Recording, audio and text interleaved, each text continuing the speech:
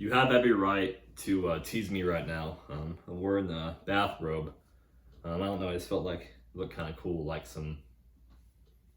I don't know, like I'm some like martial arts like legend. I don't fucking know. Or I kind of look like a priest. But no, I don't. Not for a priest or anything like that. But let's get on with this topic. So this topic's going to be about hypersexuality and porn addiction, and how like pornography could make you have sex addictions, unrealistic expectations of how sexual interactions with real women actually are. So to start off with, I'm sure, if you're my age, early 20s, 22, 23, 24, 25, you probably could relate to having like access to that stuff at a young age, like through smartphones or just the internet. It was really easy for our generation just to access like these porn sites, and from ages 12, 13, 14, 15, let's be real, we all did that.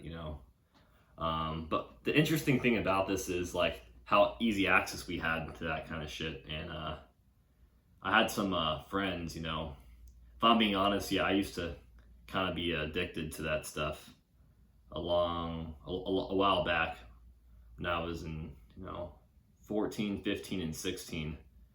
I had some I wasn't addicted to that, but I watched that and consumed a lot of that. But some of my friends consumed it a lot more than I did. And what happened to them was they were watching so much porn every day for years, and it didn't start to like work for them anymore. So they had to get to stronger and stronger porn, to more the really bizarre, weird shit like porn, and it was pretty weird too, because like your brain, that dopamine hit, it won't work for like standard porn. It has to have stronger porn. And this the path of some of these old friends I witnessed, and I experienced a little bit of that myself, but not to that extent. It kind of fucked up. Two of those guys were in relationships, and it really kind of fucked with their brain, and it ended those relationships. And they became very aggressive, like not like in a good way, just like very like needy for more like a dopamine hit.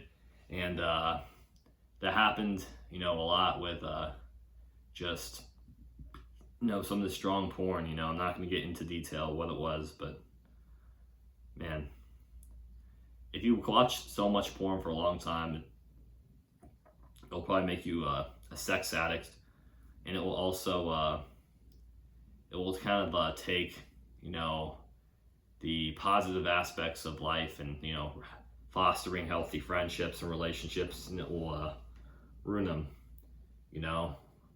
And it's a huge problem, and it could also lead to, in my opinion, is hypersexuality. So always, each time you see a girl walking by, of course, it's normal as guys, we're attracted to girls, but like you're overly fetishizing her, yeah, and it's like a problem. Like you don't really get to know that person for who that person is. It's just constant, fetishes about them, and like nothing else. I mean, of course, having a healthy sex life in a relationship is important, but at the same time, like that's all you're thinking about if you're hyper or sexualized and you've been watching pornography for years.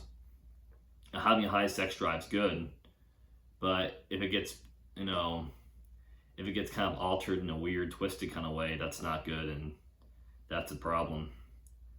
And but yeah, I just noticed so much of these kids nowadays, like tweens, teens, all have access to smartphones and just watching porn like a lot, and it's normal to an extent. I mean, I wouldn't be you know, I wouldn't give a fuck if these kids had like a Playboy magazine and that's all they had, and it was like their dad's, and they looked at it like that's, you know, I guess that's normal. But like if it's like watching new videos every single day, you know, masturbating, jerking off to like that kind of shit,